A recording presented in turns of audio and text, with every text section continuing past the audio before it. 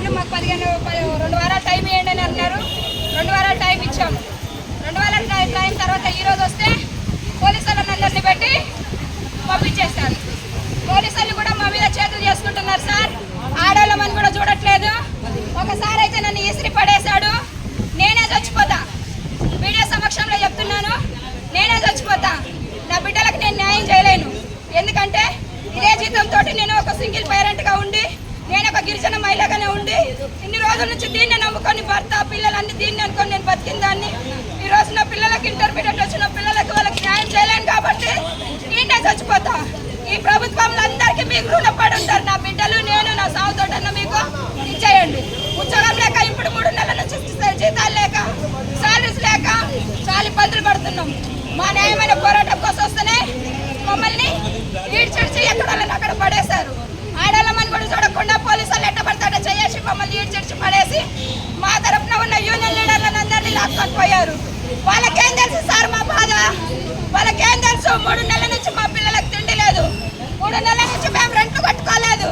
ఒంటరిగా ఆడవాళ్ళు ఎక్కడ పోయి బతకాలి మేము?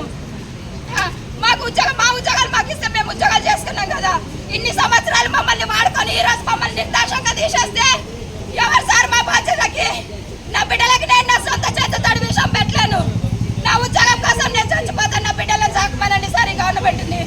నా పిల్లలను సాకుమానండి. ఎవరికి కనికరం పుట్టట్లేదు, ఎవరికి కూడా ఇచ్చేయట్లేదు. తిండి ఉన్నా లేకపోయినా చేసినా అరుస్తున్నా కూడా మమ్మల్ని పట్టించుకోవట్లేదు. మా ఆయంలో మమ్మల్ని ఉదయం 7 గంటల నుంచి రాత్రి 12 గంటల దాకా మమ్మల్ని వాడుకున్నారు. ఈ రోజు ఎవరు లేరు. గిరిజన మంత్రి అయి ఉండి ఆమె గిరిజన బిడ్డలకు అన్యాయం చేయమని చెప్పింది. ఈ రోజు మేమందరం అన్యాయపోయినాము. మేడం గారు మట్టుకు మీడియా ముందు మాట, మీడియా ఎంతో మాట మాట్లాడుతుంది. మీ ఇష్టం సార్, మీ ఇష్టం. మాకెవరు న్యాయం చేయలేదు. ఏ ప్రభుత్వం న్యాయం చేయలేదు. ఎవరు కూడా న్యాయం చేయలేదు. మా సావులతోటైనా మీరు బాగుపడండి సార్.